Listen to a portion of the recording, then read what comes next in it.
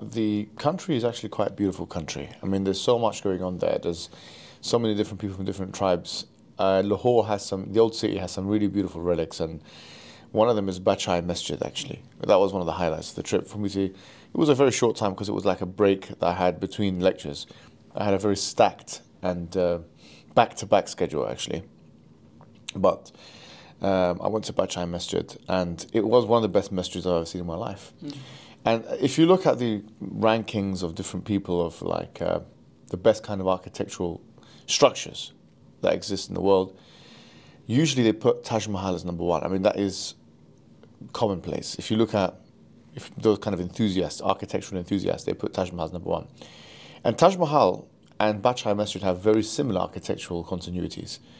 Obviously, both of them were constructed in the Mughal period, and obviously they have the same kind of features in terms of the dome, in terms of the bricks, and all that kind of thing. But what I found quite surprising is that we don't know, as say for example tourists going into a place like Pakistan, of Bachai Masjid. We know about Hagia Sophia, we know about the Blue Mosque, we know about Alhambra in Spain. We know about these kinds of structures, you see. But this masjid, Bachai Masjid, is up there with the top masjids that not even just top masjids, top structures that have been produced by human beings on the planet Earth. And so something with such great significance, I think, should be marketed and upkept in a better way than it was.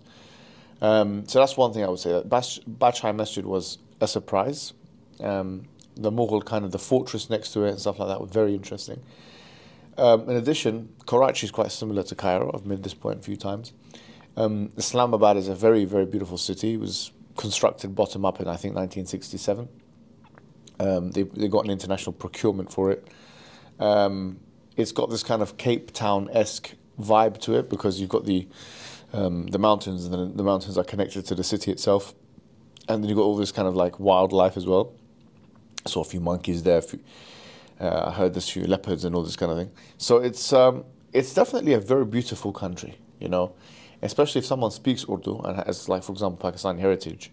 I would definitely make it a case to go to a place like Pakistan every year, maybe even have 1 foot here, 1 foot there. It makes a lot of sense to have connections with a country like that.